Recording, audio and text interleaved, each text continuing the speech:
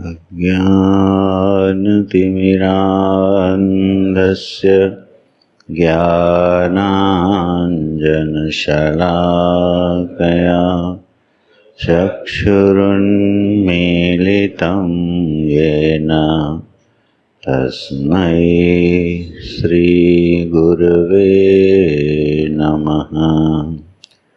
शङ्करं शङ्कराचार्यं केशवं बादरायणं सूत्रभाष्यकृतो वन्दे भगवन्तो पुनः पुनः।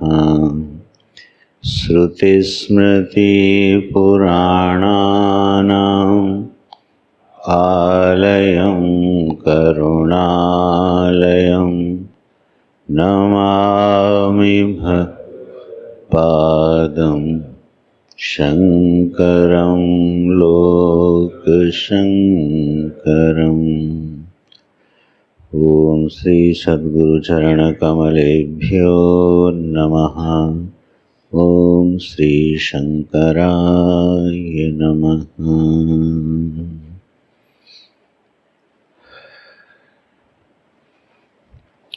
वासुदेवेन्द्रयोगीन्द्रं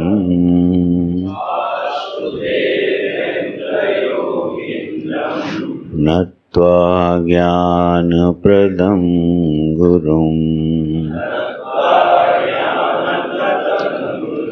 मुमुक्षूणां हितार्थाय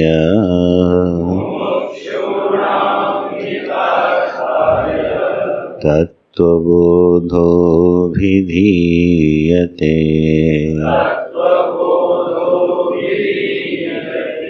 तत्त्वबोधोऽभिधीयते।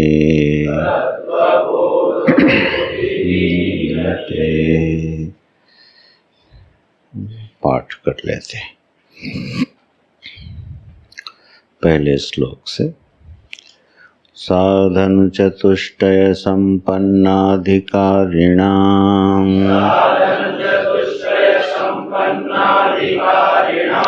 मोक्ष साधनांगभूतं तत्त्वविवेक प्रकारं वक्ष्यामः।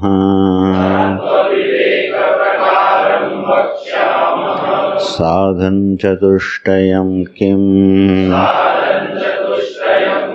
नित्यानित्यवस्तु विवेकः इहामुत्रार्थफलभोगविरागः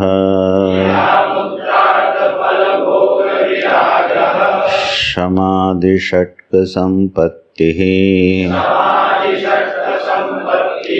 मुमुक्षुत्वं चेति। नित्यानित्यवस्तु विवेकः कः?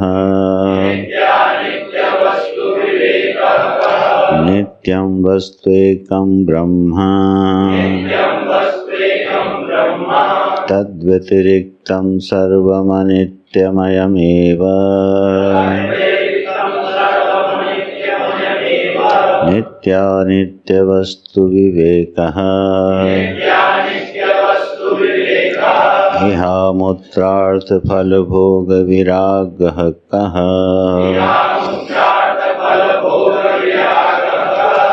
इह स्रक्चन्दनवनितादिषु अमुत्रस्वर्गभोगेष्विच्छाराहित्यमेव।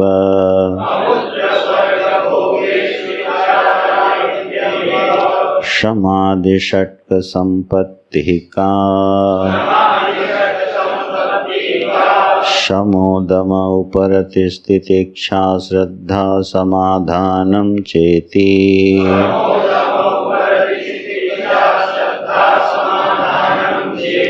शमः कः? अंतरिन्द्रियनिग्रहः।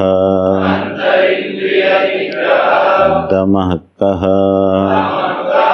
बाह्येन्द्रियनिग्रहः। उपरतिः का प्रपंचेभ्यो उपरमणम् तितिक्षा का शीतोष्णादिद्वन्द्वसहिष्णुत्वम् श्रद्धा का गुरुवेदान्तवाक्येषु विश्वासः समाधानं किम् चित्तैकाग्रता मुमुक्षुत्वं किम् मोक्षो मे भूयादिति दृढेच्छा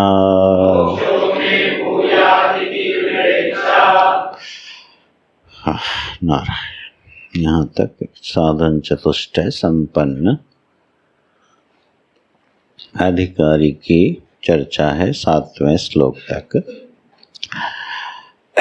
7वें परिच्छेद तक। तो साधन चतुष्टय संपन्न जो प्रमाता है उसका नाम होता है अधिकारी। हर विद्या के लिए एक अधिकार विशेष की मांग होती है। इसी तरह से वेदांत विद्या के लिए, ब्रह्म विद्या के लिए एक अधिकार विशेष की आवश्यकता होती है। वह 4 अंगों में विभक्त करके आचार्य समझा रहे हैं। तो एक विवेक शक्ति होनी चाहिए कि चीज़ों को यथास्थान अलग अलग करके पहचाना जाए। बुद्धि की इस सामर्थ्य का नाम है विवेक। तो नित्य वस्तु क्या है और अनित्य वस्तु क्या है, क्योंकि दोनों मिली हुई हैं, दोनों को पृथक करने की जो क्षमता है उस शक्ति का नाम है विवेक। जीवन में जो भोगेच्छाएं हैं, तो जब चित्त में बहुत सारे भोगों की इच्छा होती है तो ब्रह्म चिंतन संभव नहीं होता है। इसलिए दूसरा अधिकारित्व है वो है वैराग्य, कि मोक्ष मात्र के इच्छा के अलावा अन्य प्रपंच में सुख पाने की जो बुद्धि है उसका विवेक से शमन हो जाए, अभाव हो जाए। तो वैराग्यवान चित्त सूक्ष्म होकर के ब्रह्म चिंतन का अभ्यासी हो सकता है। इसलिए वैराग्य जो है दूसरी संपत्ति है। तीसरे 6 साधन और हैं जो समाधि षट्क संपत्ति में आते हैं। तो शम है मन का निग्रह, दम है इंद्रिय का निग्रह, उपरति है चुने हुए लक्ष्य से संबंधित कर्मों को करना और अन्य कर्मों को छोड़ देना, इसका नाम है उपरति। जो हमारे जीवन में हमारे लक्ष्य के अनुकूल कार्य हैं उनको करना और अन्य के प्रति उपराम हो जाना, उनसे दृष्टि का हटा लेना, ये है उपरति। और इसी लक्ष्य को प्राप्त करने के लिए अंदर और बाहर माने मन के स्तर पर और शरीर के स्तर पर जो प्रतिकूलताएं आती हैं, उन प्रतिकूलताओं को आनंद पूर्वक सुख पूर्वक सहन करके और उससे आगे बढ़ जाना, इसका नाम है तितिक्षा। तो कल हम लोगों ने यहाँ तक थोड़ा विचार किया था। अब श्रद्धा का 5वीं जो षट संपत्ति का जो 5वां अंग है उसको श्रद्धा जो है उसकी ब्रह्म चिंतन में क्या आवश्यकता है उस पर अब आचार्य प्रकाश डालते हैं। श्रद्धा कहते किसको हैं? तो विश्वासः श्रद्धा मूल वाक्य बना। विश्वास करने का नाम है श्रद्धा। लेकिन विश्वास कहाँ करना है? गुरु वेदांत वाक्येषु, गुरु के द्वारा कहे हुए वाक्य और शास्त्र के द्वारा कहे हुए जो वाक्य हैं वो सत्य हैं। जो गुरु ने कहा, जो शास्त्र ने कहा वही सत्य है। इसमें जो दृढ़ अखंड विश्वास है उस वृत्ति का नाम है श्रद्धा।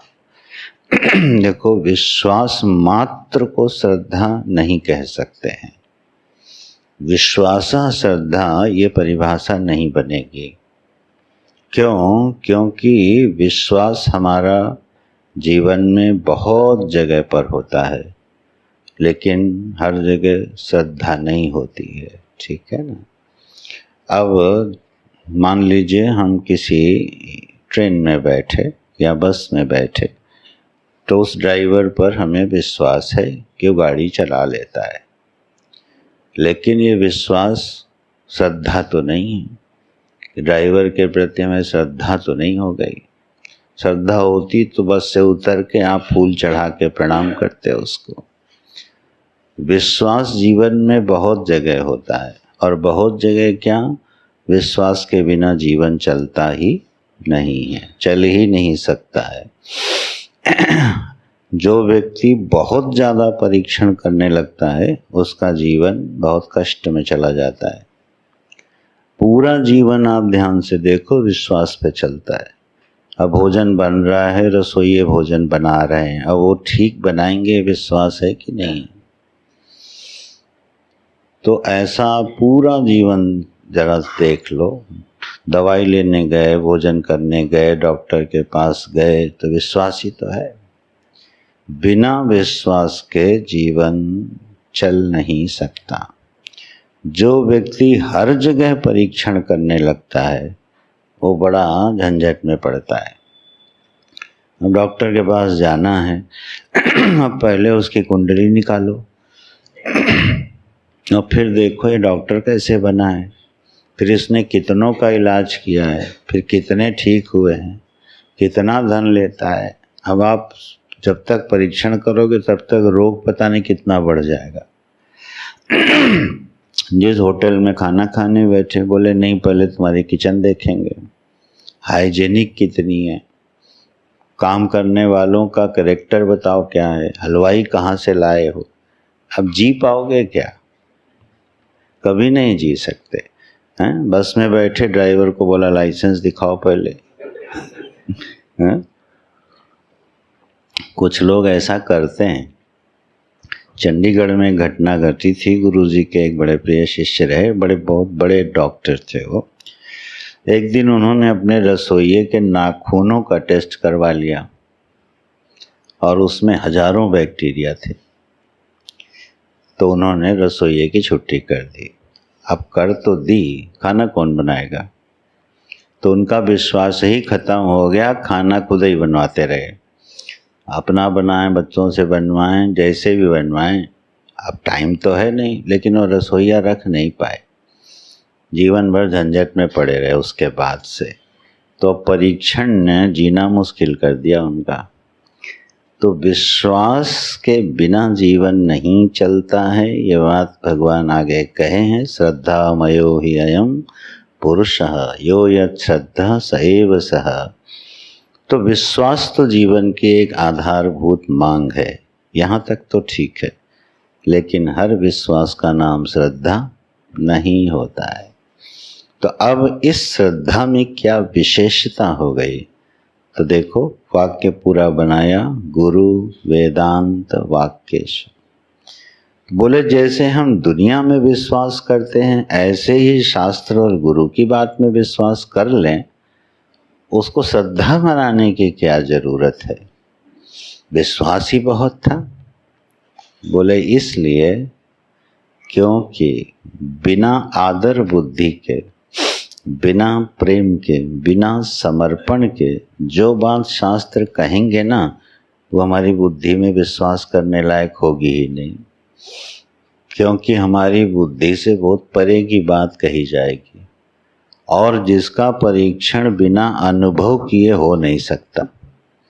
ऐसा नहीं हो सकता आप परीक्षण करने के बाद फिर गुरु की बात पे विश्वास करोगे, क्योंकि परीक्षण संभव ही नहीं है। अब मान लो शास्त्र ने कहा कि मरने के बाद जो अच्छे कर्म करता है वो स्वर्ग जाता है, जो बुरे कर्म करता है वो नरक जाता है। आप परीक्षण कैसे करोगे? या तो पहले मरो, लेकिन मर गए तो लौटोगे कैसे? तो स्वर्ग है इस बात का परीक्षण हो सकता है? नहीं। थोड़ी युक्ति मिल सकती है, लेकिन आपको हमें क्या करना पड़ेगा? विश्वास। और उसी विश्वास के आधार पर जो फल मिलने वाला है, वह फल जब हमें जीवन में प्राप्त होता है तो बात पूरी हो जाती है। लेकिन अगर पहले ही स्टेप पे हमने कहा नहीं इसका परीक्षण करना है, तो बात बनेगी नहीं। इसके लिए एक वृत्ति विशेष चाहिए। उस वृत्ति विशेष का नाम है श्रद्धा। तो विश्वास में क्या जोड़ा जाए कि वो श्रद्धा बन जाए? विश्वास में समर्पण जोड़ा जाए, ठीक है। विश्वास में प्रियता जोड़ी जाए, शरणागति जोड़ी जाए। जब यह विश्वास के साथ वृत्ति जुड़ जाती है, उस वृत्ति का नाम होता है श्रद्धा। इसलिए श्रद्धे के प्रति जो हमारा व्यवहार होता है वो बिल्कुल भिन्न होता है। एक शरणागत की तरह दासोहम शिष्योहम का व्यवहार होता है, क्योंकि वहाँ पर विश्वास के साथ समर्पण जुड़ा हुआ है। तो गुरु वेदांत के जो वाक्य हैं, अब जैसे शास्त्र ने ये कहा, अरे बच्चा तुम्हारा जन्म ही नहीं हुआ है, इसलिए तुम कभी मरोगे नहीं, और जो जगत तुमको दिखाई दे रहा है ये बिल्कुल मिथ्या है, झूठ है। अब ये बात किसने कही? शास्त्र ने। कैसे विश्वास करोगे? मैं पैदा ही नहीं हुआ हूँ, अब इस बात पे कैसे विश्वास करोगे? क्यों? जन्म तो हुआ है, जन्मदिन मनाया जाता है, कुंडली बनती है, जन्मोत्सव होता है, अपना भी होता है, भगवान का भी करते हैं। तो जन्म हुआ है, यह बिल्कुल अनुभव है व्यक्ति का। और शास्त्र ने क्या कह दिया? तुम्हारा जन्म ही नहीं हो सकता। अब इस बात पर विश्वास कैसे करोगे? तो अब यहाँ चाहिए क्या? अतिशय समर्पण, अतिशय प्रेम चाहिए कि नहीं, शास्त्र ने जो कहा है सत्य तो वही है, हमें कब समझ में आएगा ये बात अलग है। तो जो संवाद होता है गुरु शिष्य के बीच में, वो इसलिए नहीं होता है कि वो तर्क से सिद्ध करना है। संवाद इसलिए होता है कि हमें समझ में नहीं आ रहा, तो हमको समझाने की कृपा करें। हमको ये बात समझ में नहीं आ रही है, वो ये नहीं कहेगा कि नहीं आपकी बात सत्य है, ये प्रमाणित करके दिखाओ। नहीं, मुझे कैसे समझना है ये आप बताओ। इसलिए जो संवाद का स्वरूप है, हमने कभी बताया होगा, फिर से आवृत्ति करता हूँ। एक संवाद होता है, एक विवाद होता है, एक वाद होता है और एक वितंडा होता है। यह 4 तरीके ऋषियों ने निकाले हैं। जब 2 व्यक्ति परस्पर आपस में बात करते हैं, उसको क्या संज्ञा दी है? वाद, विवाद, संवाद और वितंडा। किन संदर्भों में यह संज्ञा पड़ रही है? बोले वाद इसको कहते हैं कि 2 व्यक्ति किसी विषय पर बात कर रहे हैं। एक व्यक्ति ने कहा कि यह विषय ऐसा है, और दूसरे व्यक्ति ने कहा नहीं ये विषय ऐसा है। अब दोनों में हो रही है चर्चा, ठीक है। तो प्रतिज्ञा आदि प्रतिज्ञा, दृष्टांत, उपनय जो 5 हेतु हैं, उनके आधार पर दोनों ने चर्चा शुरू करी। अब उसमें से जिसकी बात युक्ति सम्मत लगी और प्रमाणित लगी, तब हमने दूसरे वाले की बात को स्वीकार कर लिया और अपने मत को हटा दिया। ऐसी जो चर्चा होती है बिल्कुल स्वस्थ चर्चा होती है। इस चर्चा का नाम है क्या? वाद। मान लो एक दो व्यक्ति बैठे और एक ने कहा ईश्वर बड़ा दयालु है, दूसरे ने कहा नहीं ईश्वर बड़ा कठोर है। अब विषय एक ही है, मत अलग है, दोनों के बीच में चर्चा शुरू हुई। अब जिसने कहा कि ईश्वर दयालु है उसने प्रबल युक्तियों से, अनुभवों से, शास्त्रों से ये सिद्ध किया कि हाँ ईश्वर दयालु है। तो जिसने ये माना है कि ईश्वर कठोर है वो प्रत्युत्तर करेगा, उसकी बात को काटेगा, और जब समझ जाएगा कि नहीं इनकी बात हमारी बात से अधिक सही है तो क्या करेगा, उसकी बात को स्वीकार कर ले और अपना मत बदल देगा। इस तरह से जब दो व्यक्ति बात करते हैं उस तरीके को कहते हैं क्या, वाद। यह भी बहुत कम देखने को मिलता है। परस्पर जब भी चर्चा करना वाद की श्रेणी में रह के चर्चा करना। अच्छा, दूसरा क्या है भैया, विवाद।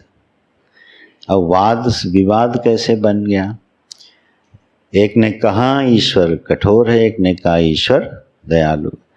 दोनों ने मान रखा है कि हम इनकी बात मानेंगे नहीं,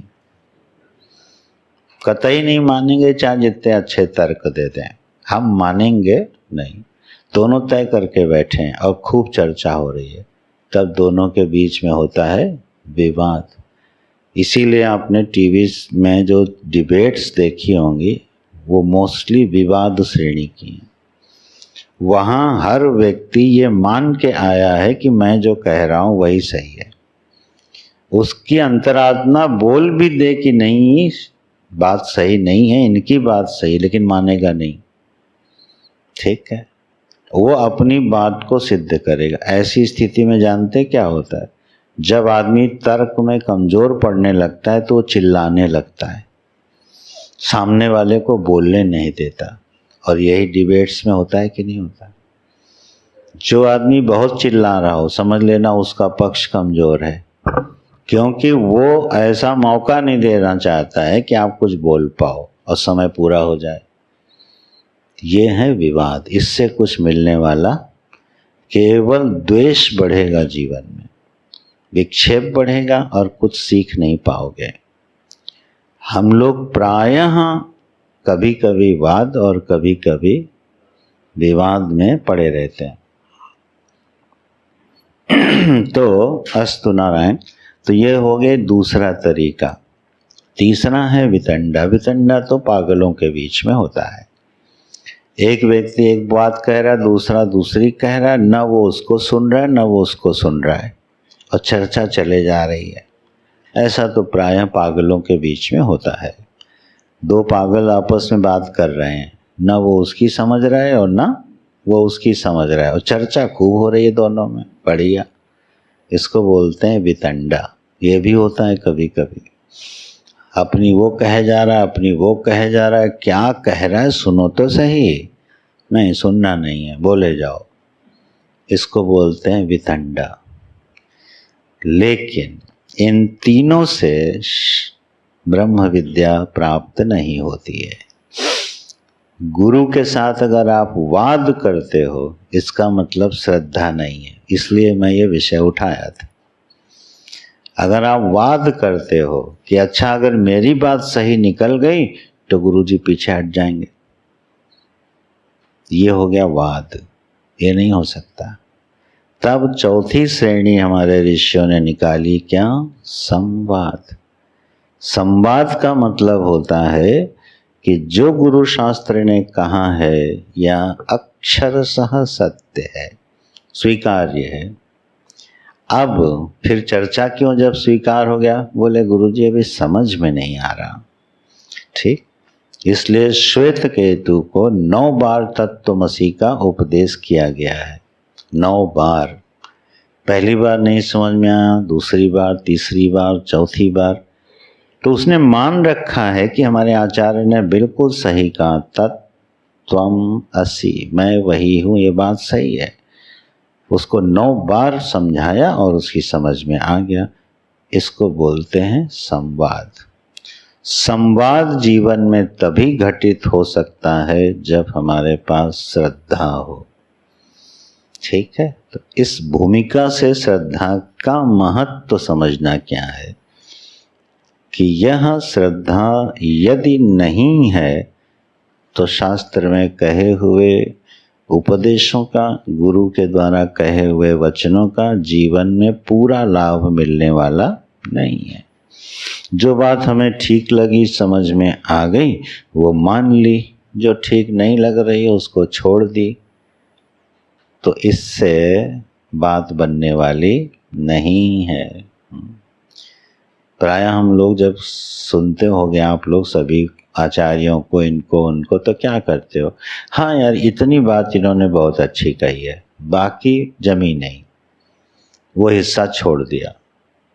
तो ये वाद की श्रेणी में ही है श्रवण, संवाद नहीं हुआ। संवाद बहुत बड़ी चीज होती है।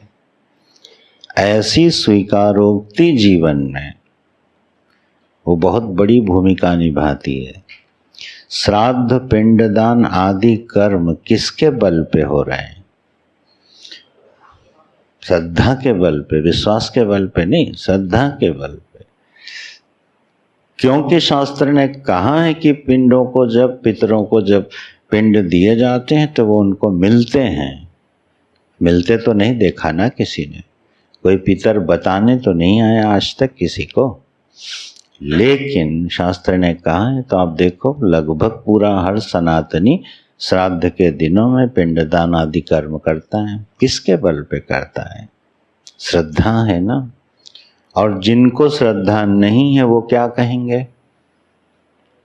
नहीं, वो तो मर के कहाँ गए पता नहीं, ये तो पंडित जी लोग अपनी दुकान चलाने के लिए ये कर रहे हैं। ठीक, ऐसे बोलते हैं बच्चे। क्योंकि श्राद्ध आदि कर्मों में कई बार पंडित लोग पूछते हैं, अच्छा आपके पूर्वजों को क्या प्रिय था? बोले उनको ये चीज प्रिय थी, बोले यही चढ़ाओ आके। तब आदमी कहता है देखो पंडित कितना लालची है, पिताजी को थोड़ी मिलने वाला है वो, ले तो पंडित जी अपने घर जाएंगे। यहाँ क्या हो गया? श्रद्धा नहीं है, बात चूक गई। अब उससे जो फल मिलना है श्राद्ध कर्म से, फिर वो जीवन में मिलेगा नहीं। तो श्रद्धा एक ऐसी चीज है जो बिना पूर्ण समर्पण के आती नहीं है। तो बस विश्वास के साथ समर्पण, आप ये परिभाषा बनाना चाहो तो बना लो, विश्वास धन समर्पण इज इक्वल टू श्रद्धा। तो यहाँ श्रद्धा का एक स्वरूप हुआ। श्रद्धा की व्युत्पत्ति होती है श्रद्धत्ते इति श्रद्धा। जो जीवन, जो बुद्धि जीवन में परम सत्य को धारण करने की क्षमता वाली हो जाती है, उसको बोलते हैं श्रद्धा। ये थोड़ा दूसरा अंतरंग अर्थ है। हमारी बुद्धि जब उस परम सत्य को धारण करने की क्षमता तैयार कर लेती है, उसमें इतनी योग्यता हो जाती है, उसको बोलते हैं श्रद्धा। सत्य को संभालने की जो वृत्ति है, सत्य को स्वीकार करने की और फिर उसको संभालने की जो क्षमता है, उसका नाम है श्रद्धा। युधिष्ठिर पूरे जीवन पर्यंत क्या सत्य का आचरण किए, उन्होंने अपने जीवन में कभी झूठ नहीं बोला। तो सत्य को जीवन में धारण करने की क्षमता थी उनके अंदर। उस किस कारण? श्रद्धा थी। सत्य के प्रति जो श्रद्धा थी, उस श्रद्धा ने जीवन भर उनको सत्य को धारण करवा के रखा। यहाँ तक कि कृष्ण भगवान को जब झूठ बुलवाना पड़ा तो उनको भी बड़ी युक्ति लगानी पड़ी, क्योंकि उन्होंने कहा अश्वत्थामा हतो, लेकिन मन उनका माना नहीं। तो क्या बोले? नरो वा कुंजरो।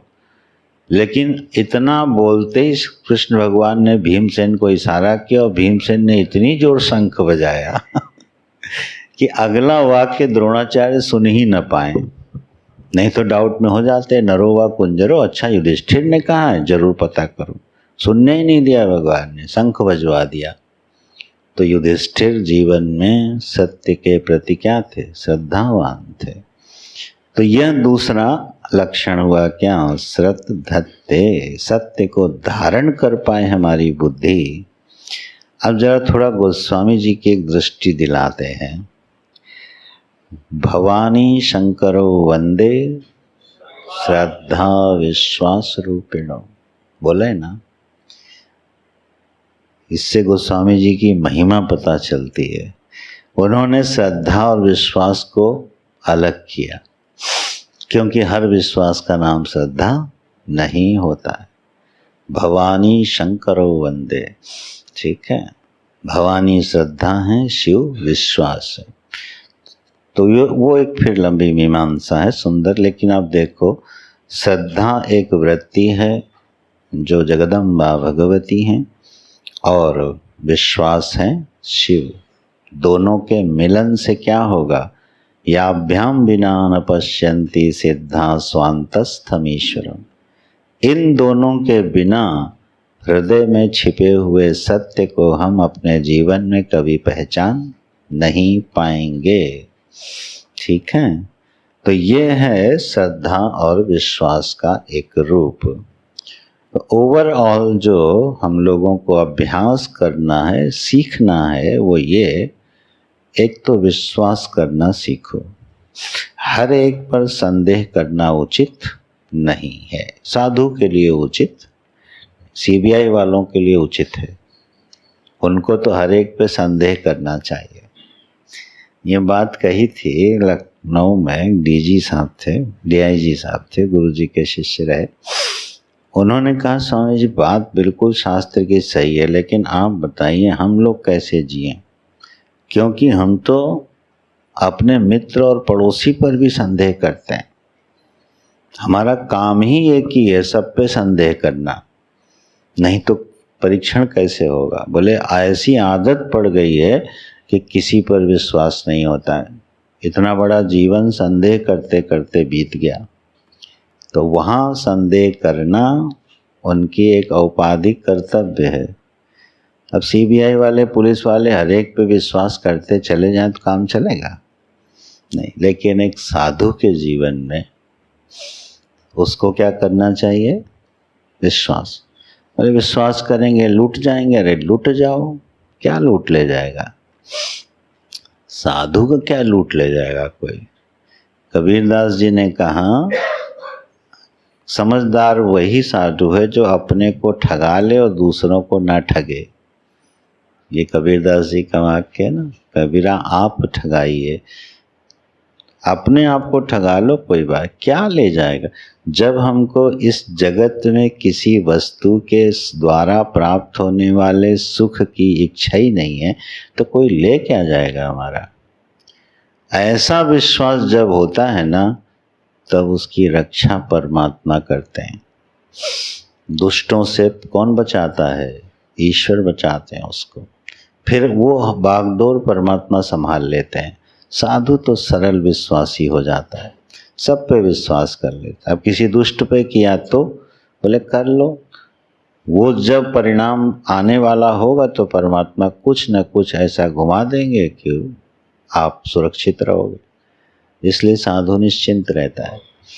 हम लोगों को अपने जीवन में ब्रह्म विद्या के अभ्यासियों को सहज, सरल और विश्वासी होना चाहिए। तो ये है कुछ श्रद्धा का स्वरूप। गुरु वेदांत वाक्येषु विश्वासः श्रद्धा। और छठी जो संपत्ति है, षट संपत्ति में, समाधानम किम। समाधान क्या है? बोले चित्त एकाग्रता। चित्त की जो एकाग्रता है उसका नाम समाधान है। बिल्कुल इस अर्थ को मन में बिठा लेना। सॉल्यूशन जो है ना, वो अर्थ मन से हटा देना। चित्त की एकाग्रता, बोले इसकी क्या जरूरत है ब्रह्म विद्या में? बोले देखो क्या जरूरत है। हमारे चित्त के अग्रभाग में एक ही विषय हो उसको बोलते हैं चित्त एकाग्र। एकाग्र, अग्र माने आगे, हमारे वृत्ति के सन्मुख विषय एक ही हो तो उसको बोलते हैं एकाग्र चित्त। क्योंकि मन का स्वभाव क्या है, इतना चंचल चांचल्य उसमें कि 1 मिनट में 20 विषयों का स्फुरण करा देता है। कभी ध्यान से उसको साक्षी भाव से देखना, 1 मिनट में 20-20, 25-25 विषयों का स्फुरण करा देगा। इतनी तेज गति है उसकी, अनवरत स्फुरण कराता है। ठीक है, और इस शक्ति का हमको उपयोग करना है। ठीक है, वह जो चित्त में अनेकों अनेकों विषय स्फुरित होते रहते हैं, उनको एक विषय दे देना है और उसी विषय में जो विषय दिया है जितने काल तक, उतने काल तक मन उसी विषय में लगा रहे, इसको बोलते हैं समाधानम। ठीक है, ये तो सभी के लिए जरूरी है। जीवन में जिसको जो भी विद्या प्राप्त करनी हो बिना एकाग्रता के मिलेगी। अब बच्चा स्कूल में पढ़ने गया है, अब जितनी देर टीचर पढ़ा रहा है अगर उसका मन बहुत अनेकाग्र रहा तो विषय ग्रहण होगा। जीवन में कोई व्यक्ति इसके बिना सफल हो ही नहीं सकता, उसको कोई विद्या की प्राप्ति हो ही नहीं सकती जब तक कि उसका मन उस विषय में एकाग्र ना हो जाए। ठीक है, अच्छा ये कहाँ एकाग्र होता है? बोले जहाँ मजा आता है वहाँ एकाग्र होता है कि नहीं?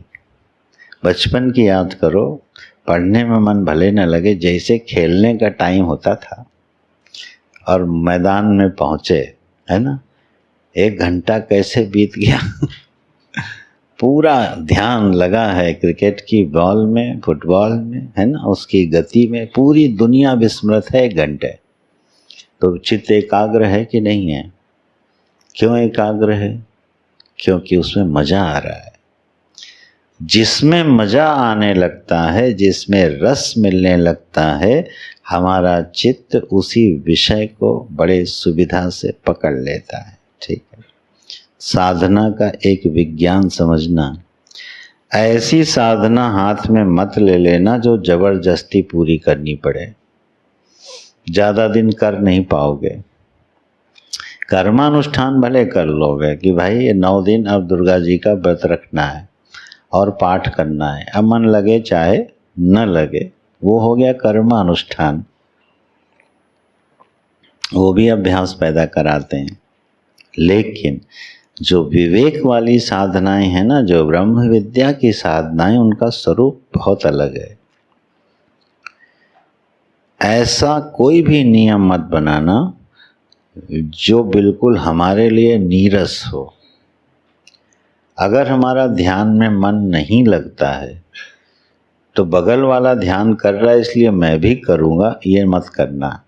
ठीक है, हमारा सहपाठी तो घंटों ध्यान में बैठ लेता है और मैं नहीं बैठ पा रहा हूँ, मैं भी बैठूंगा, नहीं। अगर ध्यान में रस नहीं आ रहा है तो ध्यान करने की जरूरत नहीं है। फिर क्या करें? बोले सेवा में रस आता है, बोले हाँ सेवा करो। श्रवण में रस आता है, हाँ आता है, श्रवण करो। पाठ में मजा आता है, हाँ पाठ करो।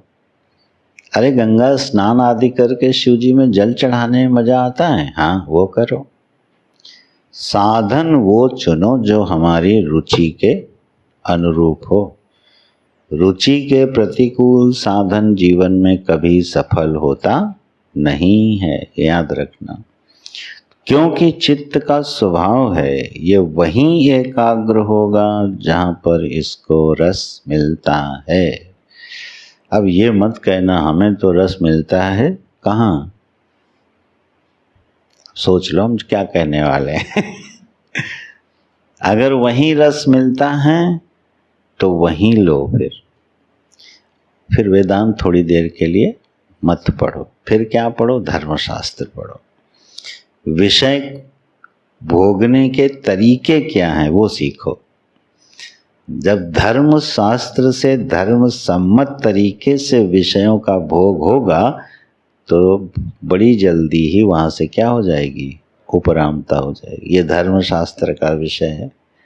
तो अगर मन मान ही रहा है नहीं इस विषय के बिना मैं तो रह ही नहीं सकता हूँ, तो उसको धर्म शास्त्र से के सहारे उसका अभ्यास करो और भगवान का नाम लेते रहो। तो नारायण, अभी हम लोग ब्रह्म विद्या पढ़ने जा रहे हैं, इसलिए उसके लिए आवश्यकता क्या है, चित्त एकाग्र रहे। ठीक है। हमारे परम पूज्य अखंडानंद महाराज स्वामी जी ने इसको बड़ा सरल बना दिया। जब अधिकारी की मीमांसा हुई तो प्रायः सभी के मन में आता है, यार ये पूरा अधिकार तो हमारे पास है नहीं। हर ईमानदार साधक जब अपने अंदर झांकता है तो यही पाता है कि ये पूरा अधिकार तो हमारे पास है नहीं। तो फिर क्या करें, तत्वबोध ना पढ़ें? तो उन्होंने, महाराज जी ने कितनी बढ़िया बात कही। बोले अच्छा तुम लोग सत्संग में आए हो और हमारे पास 1 घंटा बैठे हो। बोले हाँ। बोले जो 1 घंटा बैठे हो उस समय इंद्रियों के भोगों को छोड़ के आए हो कि नहीं? बोले हाँ। बोले 1 घंटे में दम सिद्ध हो गया कि नहीं? 1 घंटा जब सत्संग में बैठे वहाँ थोड़ी नूडल पिज्जा खाओगे बैठ के। 1 घंटा तो प्यास भी लगी है तो क्या करना पड़ेगा, 1 घंटा रुको तो तितिक्षा हो गई कि नहीं हो गई? घुटनों में दर्द हो रहा है लेकिन 1 घंटे बैठना है, तितिक्षा हो गई कि नहीं हो गई? और बोले आप लोग हमें बड़े प्रेम से मेरी बात सुन रहे हो और समझ रहे हो, स्वीकार कर रहे हो, बोले श्रद्धा हो गई कि नहीं हो गई? ठीक। और बोले हम अगर हंसा हंसा के पढ़ाएंगे तो तुम्हारा मन 1 घंटे कहीं जाएगा? बोले नहीं। बोले एकाग्रता हो गई कि नहीं हो गई? ठीक। और बोले इतनी देर तुम्हारा मन शांत है कि नहीं? सत्संग में मन शांत होता है, महापुरुषों की सन्निधि में तो वैसे भी हो रहा। बोले 60 संपत्ति सिद्ध हो गई कि नहीं हो गई? 1 घंटे के लिए सिद्ध हो गई ना? बोले अब इसीलिए मैं तुमको तत्वबोध पढ़ाता हूँ, अधिकारी हो गए तुम लोग। महापुरुष कैसे विद्या को इतने करुणावान होते हैं, उनको लगता है कैसे समझा दिया जाए जीवन के सत्य को। सारी संपत्ति घटा दी थी उन्होंने, चार मुमुक्षुत्वम, विवेक, वैराग्य सारे घटा दिए घंटे में। बोले अब आनंद से पढ़ो, ये मत सोचो कि मैं अधिकारी नहीं हूँ, है ना, ये बात मन से निकाल दो। तो यह जो है 60 संपत्ति का स्वरूप हो गया, शम, दम, उपरति, तितिक्षा, श्रद्धा और समाधान। अब चौथा अंग आता है मुमुक्षुत्वम किम। ये मुमुक्षुत्व क्या है? बोले मोक्षो में भूयात इति दृढ़ इच्छा। ये बड़ा मौलिक आवश्यकता है, सारे गुण इसी के पीछे पीछे आएंगे। मोक्षो में भूयात, मेरा मोक्ष हो जाए, ऐसी मन में दृढ़ इच्छा का पैदा हो जाना, इसको बोलते हैं मुमुक्षा, मोक्ष की इच्छा। ठीक है ना? इसमें भी सन प्रत्यय लगा है संभवतः। जैसे जिज्ञासु, जिज्ञासु किसको बोलते हैं? जिसको जानने की इच्छा होवे। ठीक है, सन प्रत्यय इच्छार्थक होता है। थोड़ी व्याकरण पढ़ाएं। सन प्रत्यय इच्छार्थक होता है और तप अर्थ में होता है। सन प्रत्यय के 2 अर्थ होते हैं, इच्छार्थ होता है और तप के अर्थ में होता है।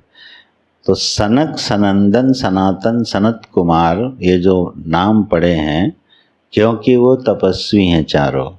ठीक है, तो वहाँ सन शब्द का प्रयोग किया गया चारों भाइयों के लिए, क्योंकि चारों तपस्वी हैं। ठीक है, तो सन जो है वो तप के अर्थ में है और इच्छा के अर्थ में है। ठीक है, तो जिज्ञासु, इसमें भी सन प्रत्यय लगा, जानने की इच्छा। पिपासु, पानी पीने की इच्छा। बुभुक्षु, भोजन करने की इच्छा। सब में सन प्रत्यय लगा है। इसी तरह से मुमुक्षु, मोक्ष पाने की इच्छा। अच्छा, तो मोक्षो में भूयात, अब ये प्रश्न हमने उस दिन उठाया था, कभी थोड़ी चर्चा भी की थी। क्या यह इच्छा हम पैदा कर सकते हैं? मेरा मोक्ष होवे, क्या इच्छा हम पैदा कर सकते हैं? क्योंकि इच्छा सकर्तृक नहीं होती है ना, नैसर्गिक होती है। तो फिर क्या करें? बोले जीवन को आचार्यों के बताए हुए विज्ञान के अनुसार जीना और देखना, इतना शुरू कर देंगे तो मोक्ष की इच्छा पैदा हो जाएगी। पक्का है ये, ठीक है। अब यह जो मोक्ष है, ये जीवन में यह इच्छा कब दृढ़ होती है?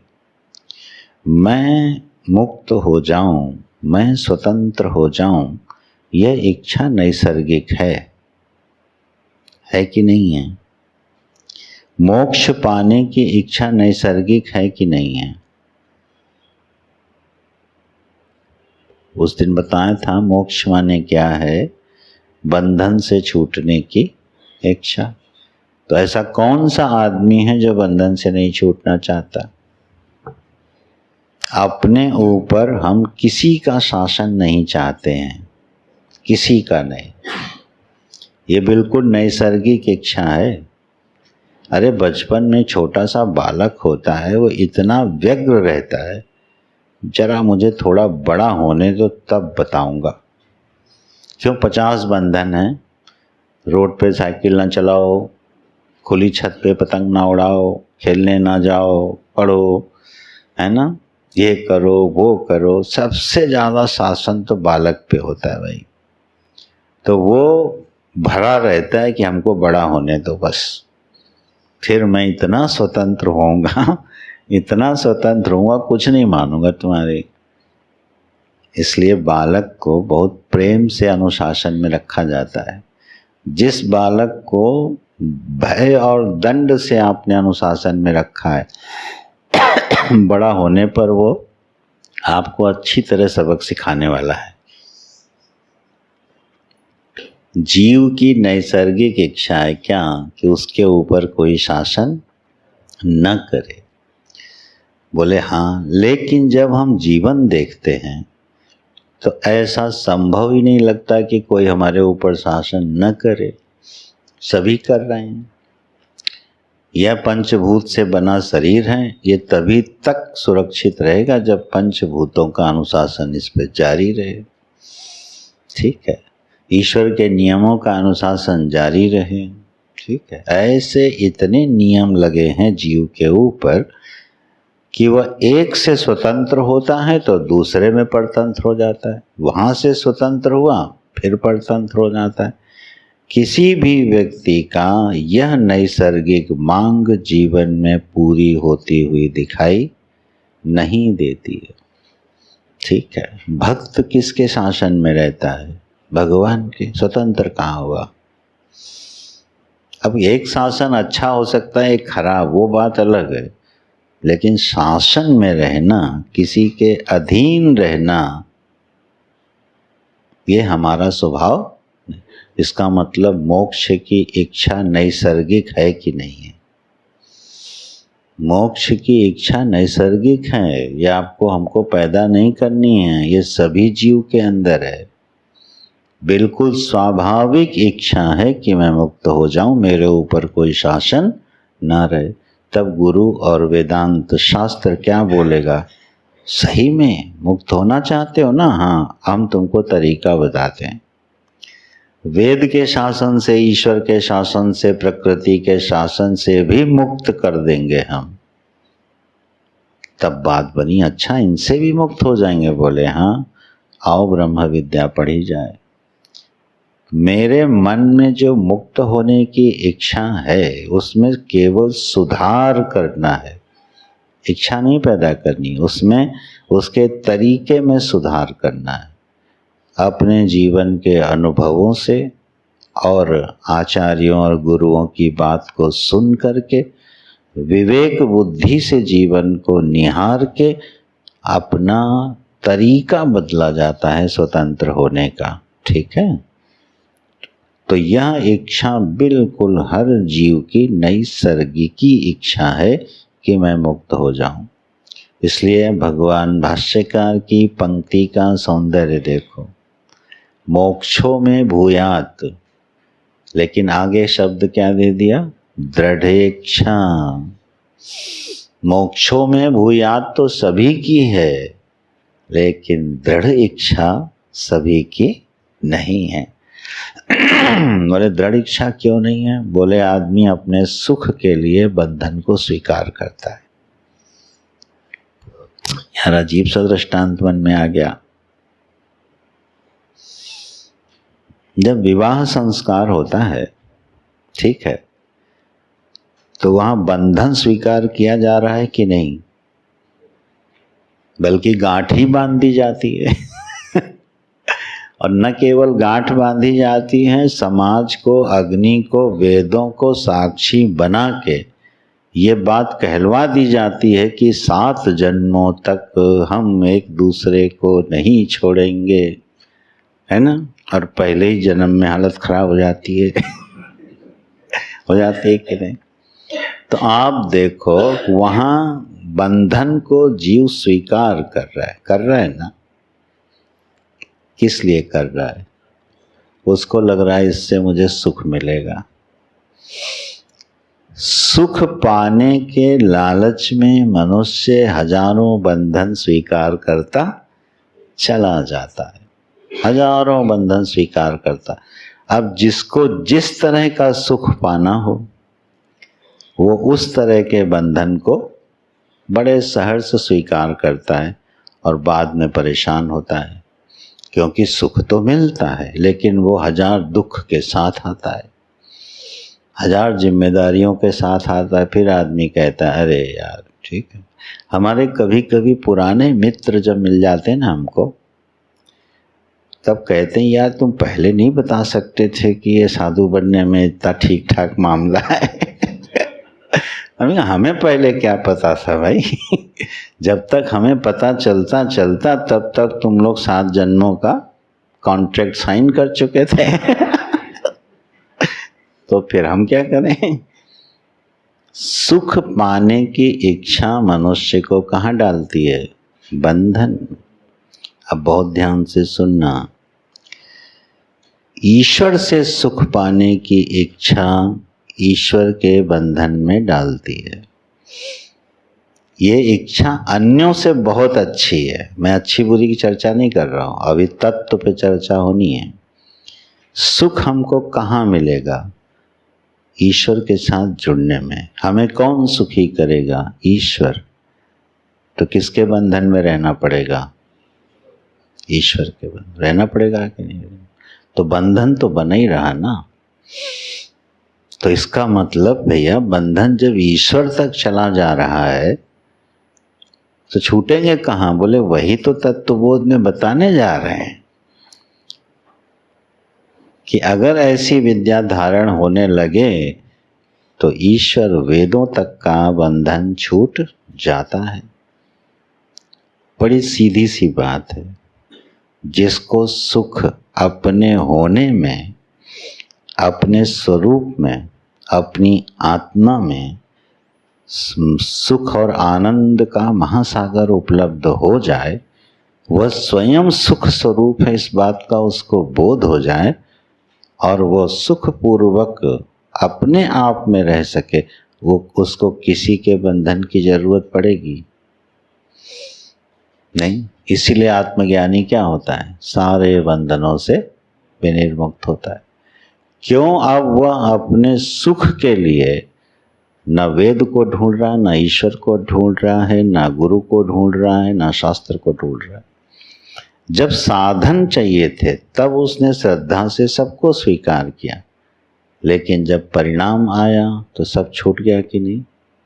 और इसीलिए निर्वाण षटकम आपने सुना होगा ना, न मैं गुरु न शिष्य, न मेरा कोई गुरु है, न मैं किसी का शिष्य हूँ, न कोई बंधन है, न कोई मुक्ति है। ये किसके उद्गार हैं? जिस गुरु ने तुम्हें मुक्त किया उसी के सामने तुम क्या बोल रहे हो? तुम मेरे गुरु नहीं, मैं तुम्हारा शिष्य नहीं। और गुरु भी प्रसन्न हो रहा है, हाँ बच्चा बिल्कुल सही पकड़ा तुमने, बिल्कुल सही बोध हुआ, अब तुम हमारे शिष्य नहीं हो। ये है ब्रह्म विद्या। तो मूल सूत्र पे फिर लौटो। सुख पाने की इच्छा अपने से भिन्न कहीं भी होगी, हमें उसका बंधन स्वीकार करना पड़ेगा, बच नहीं सकते। तो क्या करें? बोले बस ऐसी चीज की खोज करो जहां सुख पाने के लिए हमको अपने सिवा किसी और की जरूरत न पड़े। देखो कल गीता जी में भगवान ने जब यह स्तुति करी तो यही बोले ना, सर्व कर्माणि मनसा संन्यस्य या आस्ते सुखम वशी। अब वह इस देह में कैसे बैठा है? सुख पूर्वक बैठा हुआ है। इसलिए अब ना उसको कर्मों का बंधन है, ना नियमों का बंधन है। तो मेरे जीवन में यह इच्छा मोक्ष पाने की दृढ़ होती जाए, इसका मतलब क्या है कि मैं अपने सुख को ऐसी जगह पहले ढूंढूं जहां बंधन कम हो, ठीक है, और फिर ऐसी जगह ढूंढ लो जहां कोई बंधन है ही नहीं। इसी का नाम होता है मुमुक्षा।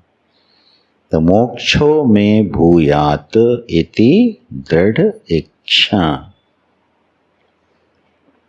चलो अभी इस विषय को हम लोग इतना ही रखते हैं। तो यह साधन चतुष्टय संपन्न अधिकारी का एक संक्षेप में परिचय हुआ कि साधन चतुष्टय संपन्न अधिकारी कौन होता है। कभी जीवन में हम लोगों को इस बात के लिए निराश नहीं होना कि मैं अधिकारी नहीं हूँ। नहीं हूँ तो बनूंगा, ठीक है, धीरे धीरे बनूंगा, लेकिन मेरे बस की बात नहीं है ऐसा मत कहना।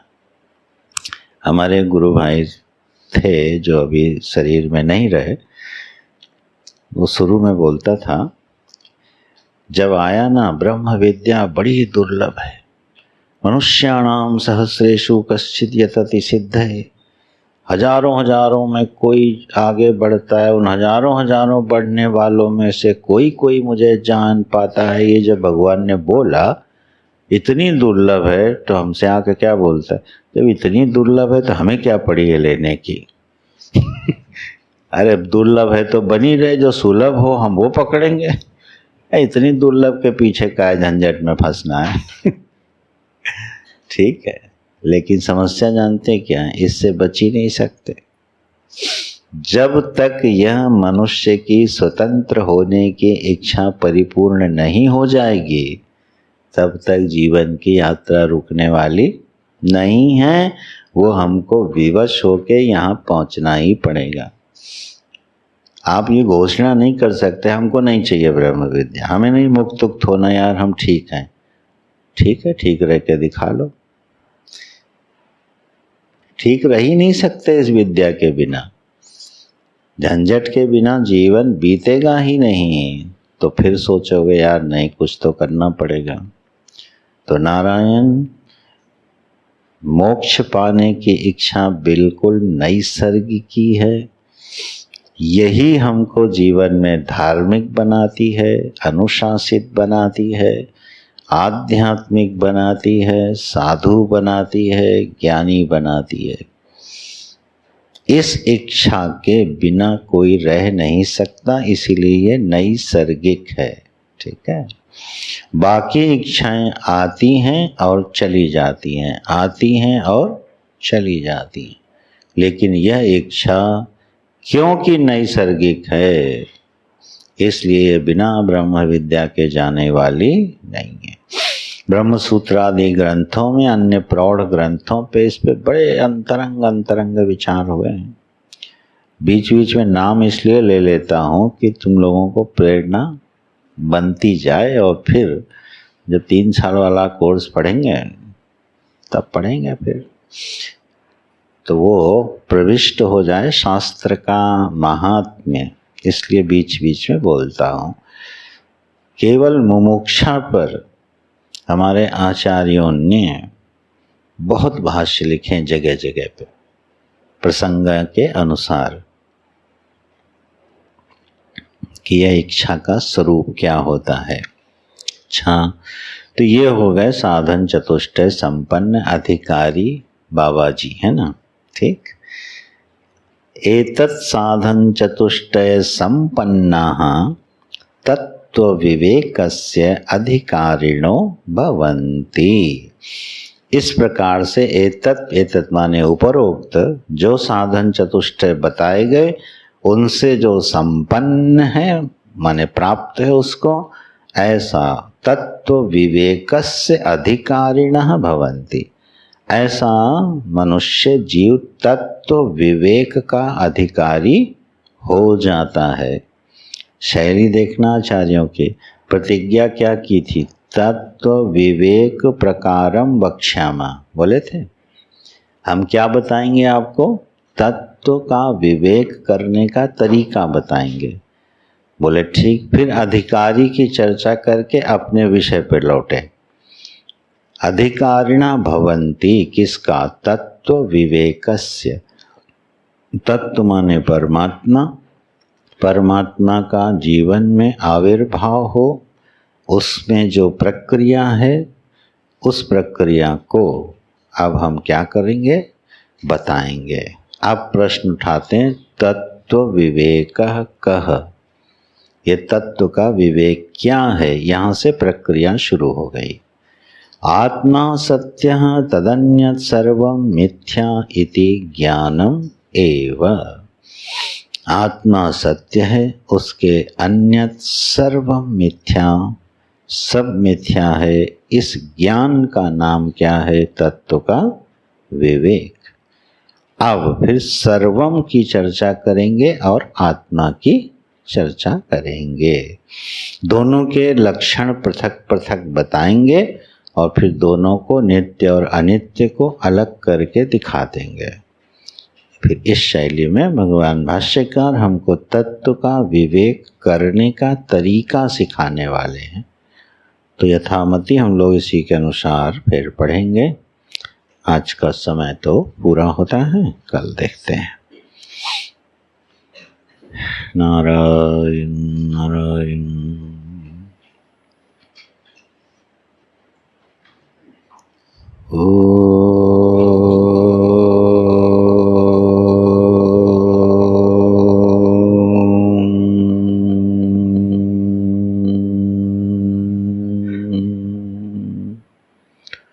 पूर्णमदः पूर्णमिदं पूर्णात् पूर्णमुदच्यते पूर्णस्य पूर्णमादाय पूर्णमेवावशिष्यते। ॐ शान्तिः शान्तिः शान्तिः। हरि ओम श्री गुरुभ्यो नमः। हरि